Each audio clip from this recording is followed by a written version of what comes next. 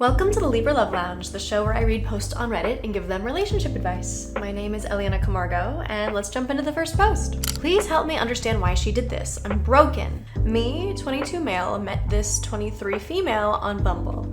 I was not from her state, California, but I was visiting with some friends, so I set my location there for the week I was gonna be there. We had matched and had the most amazing conversations ever. She just graduated college with her marketing degree, and I had recently graduated too. I liked the idea of being with someone who wasn't in school anymore. I was kind of over college girls. Anyway, after a few days of amazing convos, I broke the news I wasn't from her state and that I'd be coming to visit. She was really sad, but I said I've always wanted to move there, so I wanted to check it out, which was true. But at this point, I wanted to go to California 99% because of her. I had never connected with someone so fast over the phone before, and it kind of freaked me out. I've had bad experiences of getting to know someone over text, and they're amazing and great, and then you meet them in person, and they are nothing. They are nothing like what they are over text. I've learned to not get to know people over text and pretty much purely get to know people in person because, yeah, it's not a good indicator of what someone can be like. Sometimes it is. Sometimes it aligns. They're great over text and they're great in person. Sometimes it doesn't though. So you gotta temper your feelings when that's happening. Well, anyways, I got there and we set up our first date. It was arguably the best night of my life, and it cemented the fact that she was the most amazing person I'd ever met. Okay, I'm glad that it worked out in his case. This is kind of a high pedestal he's putting her on from the very get-go. I have very low self-esteem.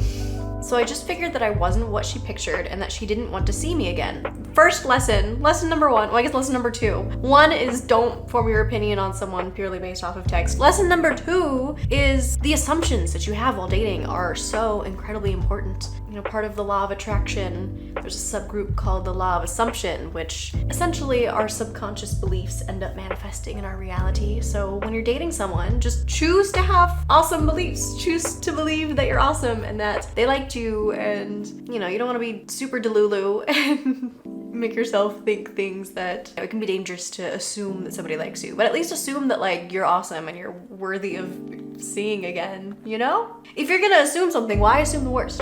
Assume the best instead. But this was wrong. She kissed me after the date and she said she had an amazing time. I literally had never felt this good in my entire life, and all I could think about was seeing her again. See, why are you assuming the worst? Assume the best instead. Why choose to believe? I know having low self-esteem is not a choice. I mean, it kind of is in that you can improve it. Anyway, we had our next date and it was even more amazing than the first. I truly felt a spark I had never felt before. I also had sex with her, lost my virginity, but I didn't tell her. Curious why he didn't tell her. That was definitely something I would want to communicate. It was truly the greatest I'd ever felt, and I can't think of a singular moment that meant more to me than that. I always avoided sex because it never felt right, but with her, it felt absolutely right in every possible way. I had an emotional connection. Oh, that's beautiful. I love that he felt finally ready to experience that with her and that he energetically liked her enough to get to that level. That's beautiful. Well, I flew back home a few days later, and to my surprise, she kept texting me. I thought for sure she would have just cut me off since I was going back home, but she didn't.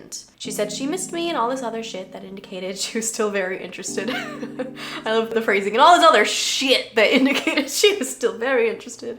I asked her if she wanted to make this work. I know it was a crazy thing to ask, but I expected a no. So when I got a yes to that question, I was ecstatic. Not 48 hours later, she said she found someone else. Ugh.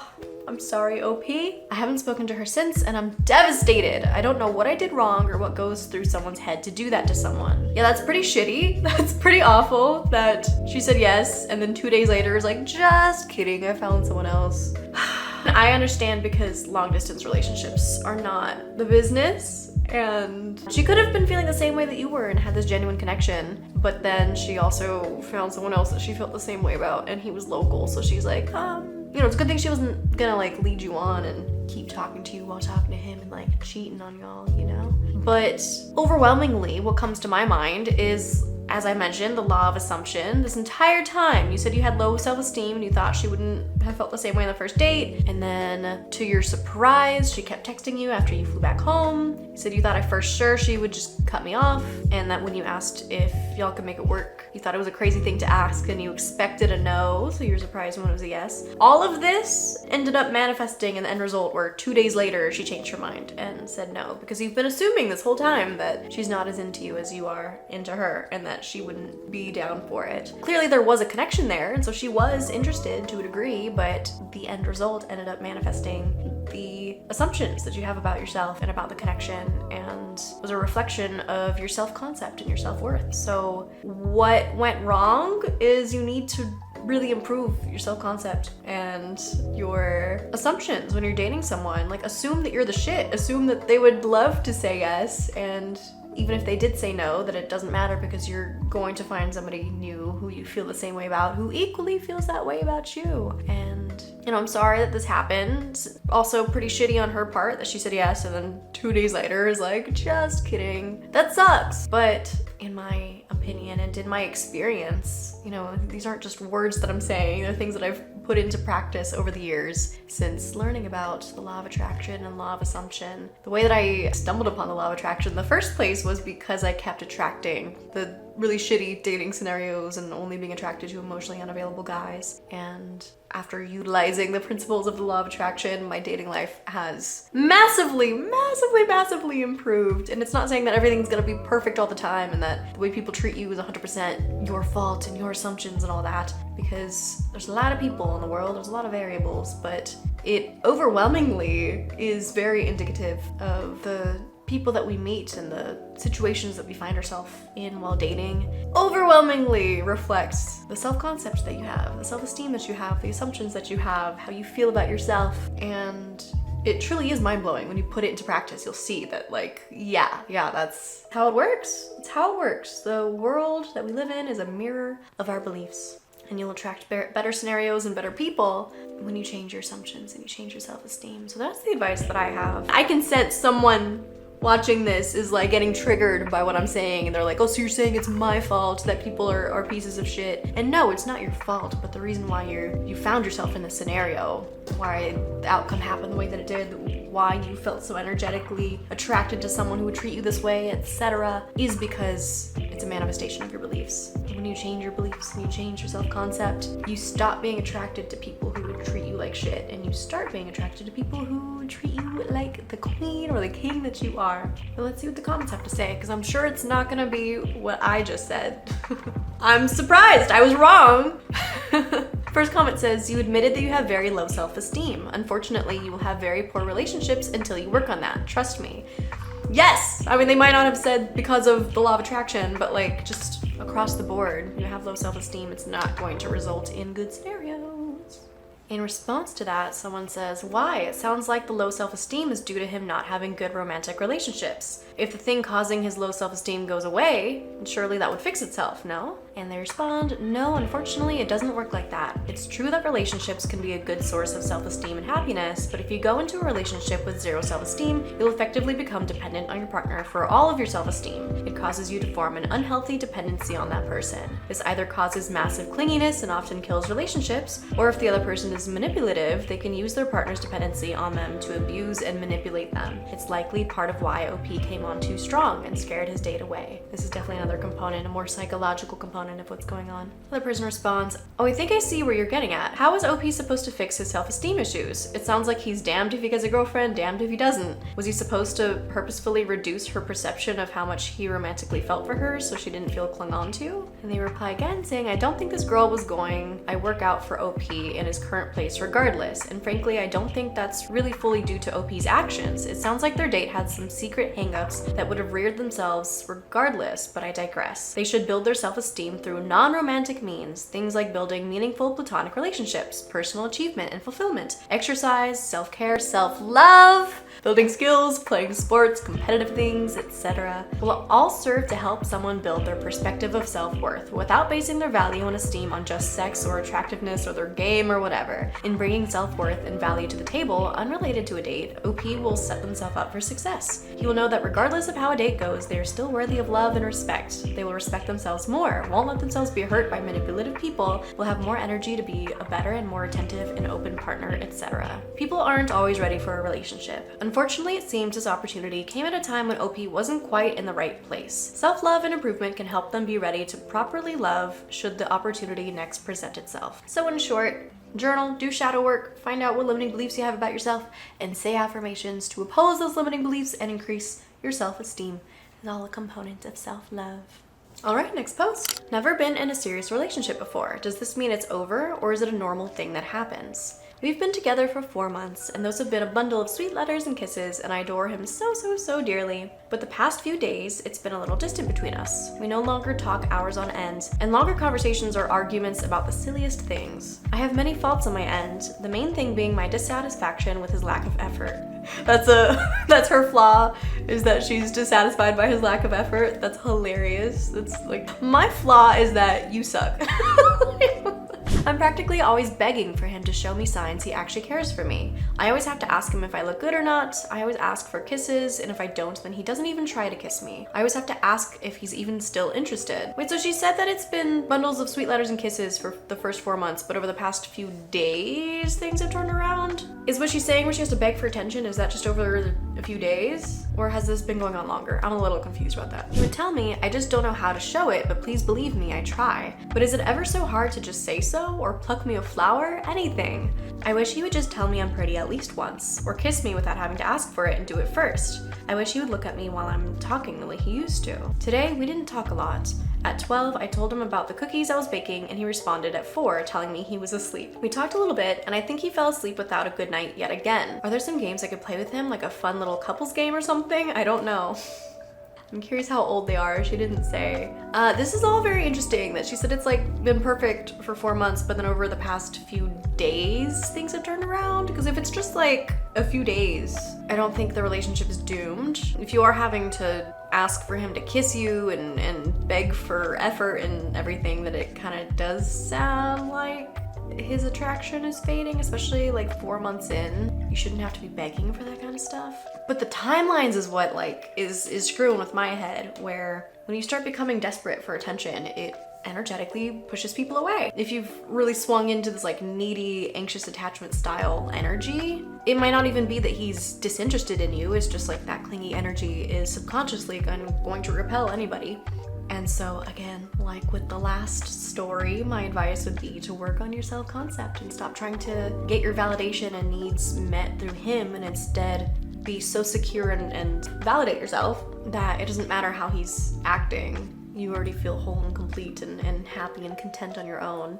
And then if he's not stepping up to the plate, then you're in such a secure place that you're like, okay, thank you, next. I can find somebody better who does treat me right. But typically when you're in that energy, if you're with someone who has historically been treating you well and showing you love and affection, then they will continue acting that way as soon as you pull your energy back to yourself and focus on yourself, instead of for the 4 hours that he didn't respond to your text, which I don't think is a crazy long amount of time anyway, and then he apologized and said he was asleep. So it's not like he was ignoring you. If you're freaking out because he's not texting you for 4 hours, you're too anxiously attached. And it's important to call your energy back to yourself and like really visually see in your mind your energy, instead of it like splaying outwards towards him. You imagine it coming back into you, and like your body is glowing in white light. Focus on feeling your body on the surface that it's on. Focus on your breath. Focus on your physical sensations, your senses, your own body. Even say the affirmation, like I call my energy back to myself. I am whole and complete within myself. And then focus on what you're doing. Like if you were single and you weren't talking to anybody, how would you be going about your life? What would you be thinking about? You'd just be existing, you'd just be living. So even though you have a partner, if you're in a state like this where they're not texting you back for a few hours, or you feel like they're not giving you attention, instead of ruminating in your mind and feeling this like desperation, desire, like, oh, I need for them to change, call your energy back to yourself, validate yourself, make yourself conjure up the feelings of being adored and loved within yourself. And you will be shocked and surprised at how your partner reflects that back to you. If they're not the right person for you, then being in that energetic state will push them away, and there will be something that causes a breakup, or you yourself will recognize that, respect yourself enough that you know you deserve someone who treats you that way. And if it doesn't end up reflecting in him, it'll end up removing him from your life so that you can attract someone who will treat you that way. That's my advice. Again, more law of attraction things, more of healing your attachment style, and when you're in a needy energy, it's only gonna push him further away. When you're begging him for kisses, that's gonna push him away even more, and you shouldn't have to beg anyone for anything. If he's not naturally treating you that way, he ain't the one for you. If this has been going on a long time, then thank you, next. If you are just genuinely, it's just been a past few days, then it sounds more like an energetic issue to me, an attachment style issue bubbling up.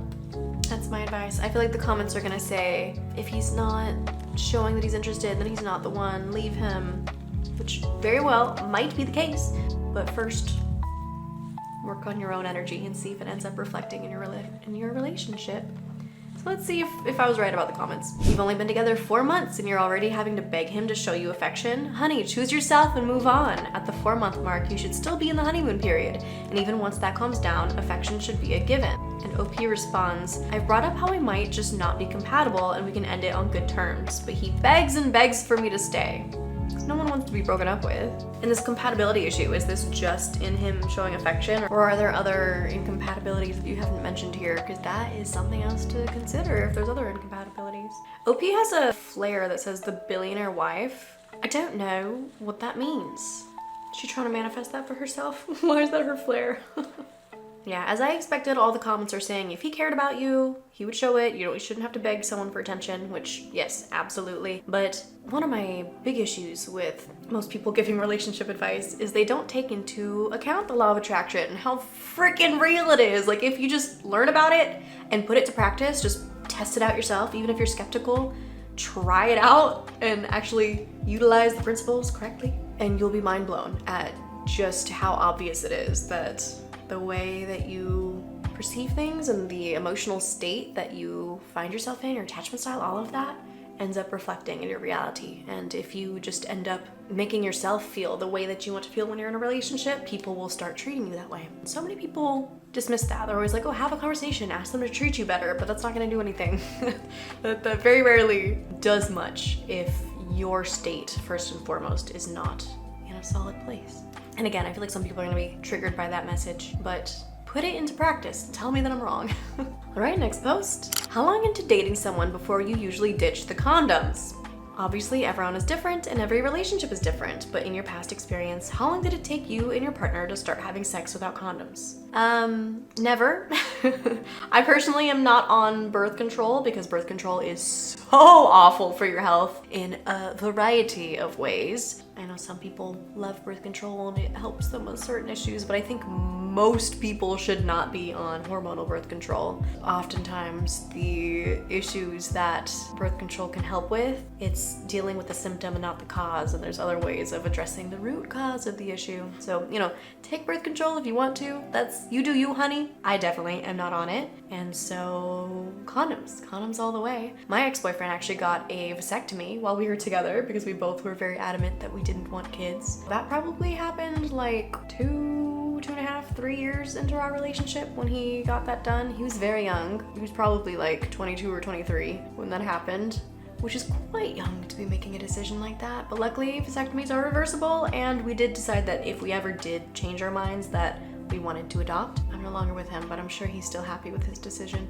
Essentially, the point that I'm making here is you should always be using condoms until you're exclusive with somebody. You have trust in them that they're not cheating on you with anybody else. You have an alternative birth control method, whether it's hormonal, whether it's an IUD, which is a great method, whether it's vasectomy or tubal litigation, whatever the alternative is. There's even the fertility awareness method, which is tracking your cycle, and if you have very irregular cycles, then you abstain or use condoms when you're ovulating, but other than that, you just pull out. And if you're very regular and you track it properly, it can be a fairly safe method of prevention, of birth prevention. Obviously not the safest, but that's always an option. So have some alternative method of prevention. And 4, get an STD test. Both of you get STD tests before you stop using condoms, even if you don't have any symptoms or anything. I think it's less about the timeline and more of like, you have the commitment, you're exclusive, you have an alternative method, and you get tested. That's when you stop using condoms. That's my advice. It has nothing to do with timelines, it has everything to do with exclusivity, alternative methods, and STD tests. Let's see what the comments have to say. Not happening unless one of us gets something done to prevent kids. Way too risky. Yeah, people are supposed to use a combination of contraceptives because 99% prevention from any single type is still too low. Plus, if the lady does her part to prevent conception, the fella should too. That is true. They do say that you're supposed to be using 2 methods at all time. Someone else says, once you're exclusive and both go get tested. Yep. that's essentially it. I mean, don't forget about the alternative birth method. Unless you're in a situation in life where you kind of want kids and you're not like actively trying, but you're like, whatever happens, happens, then go for it without preventative measures, as long as you're living your life as if you're okay getting pregnant, like not drinking, taking your multivitamins, all of that. That's also an option if you're in a place where you're okay with being surprised by a baby. But all right, we're gonna move on to the next post. Keeping on the same theme of sex, 3-year relationship ended and now I feel asexual. Hi all, I'm a 31 male who recently got out of a 3-year relationship. She and I were close friends for many years prior to dating, and we always seemed to share a deep intuitive love. This was not a casual relationship for me. We discussed marriage plans, plans for kids, etc. I feel quite uprooted, honestly, almost like I lost a sense of myself. It's been 5 weeks since we agreed to split, and I have spent all that time deeply reflecting, introspecting, self-improvement, etc. I've accepted we are broken up, and I don't really think about her very often anymore, but I have zero attraction towards other women, and I have zero sex drive. Today, I had a friend text me, "Hey, did you guys break up? I saw she posted a picture at a wedding with some guy, and honestly, that really hurt me. I feel confused. I don't understand how someone can move on so quickly, yet I'm here feeling like some switch inside me got turned off. I don't want to interact with other women, and the idea of having sex with another woman feels foreign and honestly wrong. This is a complete 180 from who I used to be. I've always had an extremely high sex drive. I thought I was hypersexual. I'm not sure what advice I'm looking for. Perhaps to hear from someone who has experienced similar. I've experienced something similar. I also used to be someone who was a very sexual person, and after my last relationship ended in January, I also felt like a switch was completely turned off, and I was just so like repulsed by sex and just wanted nothing to do with it, wanted nothing to do with dating, anything to do with a man. It was kind of an odd place to be because I had always been very sexually open and very, just a sexual person in general, even just like making dirty jokes and stuff, and the thought of sex just repulsed me. And it makes sense because when you get to a place where you aren't having sex to just have sex, but you're making love with somebody, that you're deeply in love with someone and you're expressing that love to them through the physical form of intimacy, when you become heartbroken, it also breaks that connection that you have with your sex drive, with your libido, because that's such an emotional thing. When you're in a healthy state, it should be an emotional thing. It's possible to separate sex from emotions, and that's fine if you're living that way, but it's not the healthiest place that you can be. So when you healed your relationship with sex and you see sex as a form of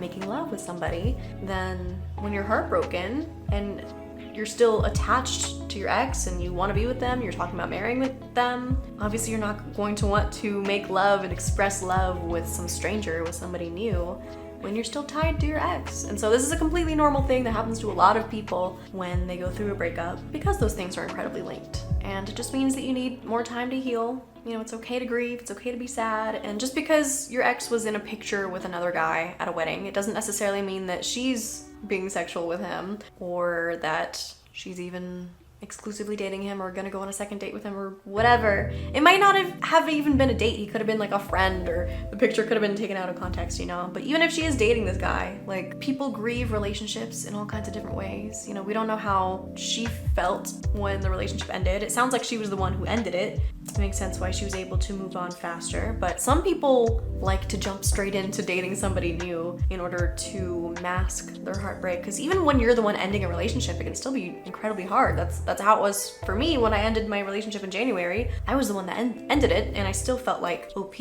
over here. Some people swing to the extreme where we just completely shut off from wanting any kind of intimacy or any kind of connection with anybody else because we're still in love with our ex. Some people try to mask their heartbreak by quickly moving on to dating or sleeping with new people. And it doesn't mean that they're over their ex, it's just that's their way of coping. Don't let it mean anything about yourself. You can ask yourself how seeing that picture makes you feel, what meaning you're giving it, and kind of work through those limiting beliefs and those emotions that you have tied to the thought of your ex moving on so quickly.